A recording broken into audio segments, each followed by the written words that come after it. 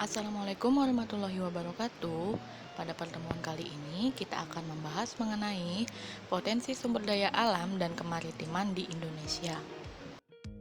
Tujuan pembelajaran pada hari ini yaitu kalian harus mengetahui dan dapat memahami potensi apa saja yang ada di Indonesia, khususnya dalam bidang sumber daya alam dan potensi kemaritiman yang ada di Indonesia. Langsung saja pada pembahasan materi. Pernahkah kalian mendengar istilah sumber daya alam? Sumber daya alam adalah semua bahan yang ditemukan manusia dalam alam yang dapat digunakan untuk kehidupan dan kepentingan kehidupan manusia. Bahan tersebut dapat berupa benda mati maupun benda hidup yang berada di bumi dan dapat dimanfaatkan untuk memenuhi kebutuhan manusia.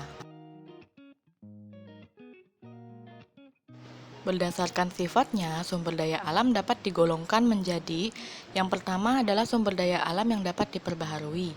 Artinya sumber daya alam yang apabila kita pakai terus-menerus tidak akan habis.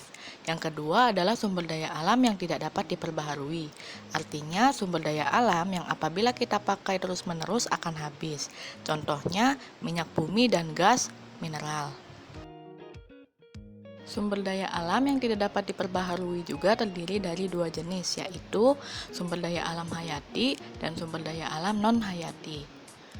Sumber daya alam hayati yaitu sumber daya alam yang berasal dari makhluk hidup, sedangkan sumber daya alam non-hayati yaitu sumber daya alam yang berasal dari benda-benda mati.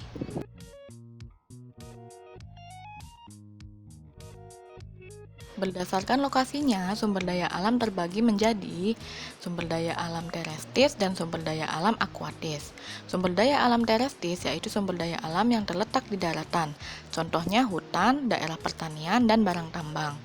Sumber daya alam akuatis yaitu sumber daya alam yang terletak di perairan atau laut, contohnya ikan, rumput laut, dan terumbu karang.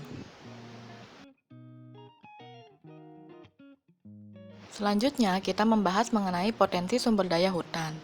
Hutan adalah suatu wilayah yang memiliki banyak tumbuh-tumbuhan yang lebat yang berisi pohon, semak, paku-pakuan, rumput, jamur, dan lain sebagainya. Hutan Indonesia memiliki potensi yang sangat besar, yaitu mencapai 99,6% juta hektar atau 52,3% dari luas wilayah Indonesia. Hutan di Indonesia yang luas masih dapat dijumpai di Papua, Kalimantan, Sulawesi, dan Sumatera. Perlu kalian ketahui bahwa hutan Indonesia banyak menghasilkan kayu. Setidaknya terdapat 4.000 jenis kayu yang 267 diantaranya merupakan kayu yang memiliki nilai ekonomi yang tinggi. Contohnya seperti kayu kering, meranti, agatis di daerah Papua, Sulawesi, dan Kalimantan. Kayu jati ada di Jawa Tengah, rotan dihasilkan di Kalimantan, Sumatera Utara, dan Sumatera Barat. Kayu cendana di daerah Nusa Tenggara Timur, dan kayu rasamala dan akasia di Jawa Barat. Berikut ini jenis-jenis hutan yang perlu kalian ketahui. Yang pertama adalah hutan hujan tropis. Hutan ini paling banyak terdapat di Indonesia. Ciri khas dari hutan ini ukuran pohon yang tinggi dan berdaun lebar dan selalu hijau. Yang kedua, hutan musim. Pohon-pohon di hutan musim menggugurkan daunnya pada musim kemarau. Yang ketiga ada hutan sabana, merupakan padang rumput yang diselingi pepohonan dan banyak terdapat semak belukar. Sabana umumnya dijumpai di Pulau Nusa Tenggara Timur. Yang keempat ada hutan bakau. Biasanya tumbuh di pantai yang terkena pasang surut air laut. Hutan bakau sangat penting karena menjadi tempat tinggal untuk berbagai jenis ikan dan udang. Manfaat atau fungsi hutan yang perlu kalian ketahui. Yang pertama, menyimpan air hujan dan kemudian mengalirkannya ke sungai, danau, sehingga pada musim kemarau tidak mengalami kekeringan. Kedua, tempat hidup dari flora dan fauna yang menjadi sumber makanan dan obat-obatan pada saat ini maupun yang akan datang. Yang ketiga, Mencegah terjadinya erosi atau pengikisan karena air hujan tidak langsung jatuh ke tanah dan mengikis tanah-tanah yang subur. Yang keempat, menghasilkan oksigen dan menyerap karbon dioksida sehingga suhu di bumi terkendali. Yang terakhir yaitu adalah sumber kehidupan bagi masyarakat dari produk yang dihasilkannya.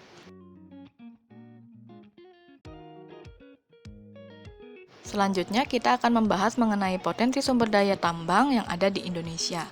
Barang tambang termasuk ke dalam sumber daya alam yang tidak dapat diperbaharui, karena sebagian besar telah terbentuk dari zaman purba dahulu. Berdasarkan manfaatnya, barang tambang dibagi menjadi 3 golongan. Golongan A merupakan barang tambang yang strategis dan berperan penting bagi perekonomian negara.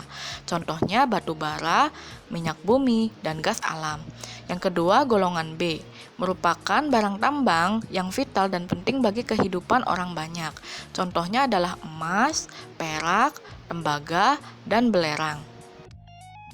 Yang ketiga adalah golongan C, merupakan barang tambang yang dikelola masyarakat dan digunakan untuk keperluan industri, yaitu gipsum, marmer, dan batu gamping. Biasanya digunakan sebagai bahan atau bahan untuk membuat bangunan. Bisa kalian lihat di layar bahwa peta persebaran hasil tambang di Indonesia itu sangat banyak persebarannya. Mari kita bahas satu persatu. Yang pertama, minyak bumi dan gas merupakan sumber energi utama yang dipakai untuk industri, transportasi, dan bahkan untuk rumah tangga. Berikut ini adalah daerah penghasil minyak bumi. Yang pertama Sumatera, kedua Jawa, ketiga Kalimantan, keempat Maluku, dan yang kelima adalah Papua. Kemudian selanjutnya ada batu bara. Batu bara adalah batuan sedimen yang terbentuk dari sisa tumbuhan yang telah mati dan mengendap selama jutaan tahun yang lalu. Manfaat dari batu bara tersendiri yaitu adalah untuk pembangkit listrik, untuk industri batu bara atau untuk genteng, dan untuk keperluan rumah tangga. Perlu kalian ketahui bahwa cadangan batu bara di Indonesia itu hanya 0,5% dari cadangan dunia.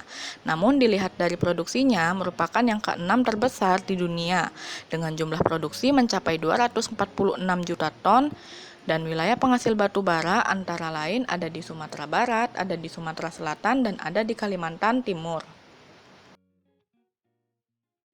Oke, untuk pertemuan kali ini Ibu hanya menjelaskan sampai batu bara. Di pertemuan selanjutnya akan Ibu jelaskan lebih banyak lagi. Dan selamat belajar. Wassalamualaikum warahmatullahi wabarakatuh.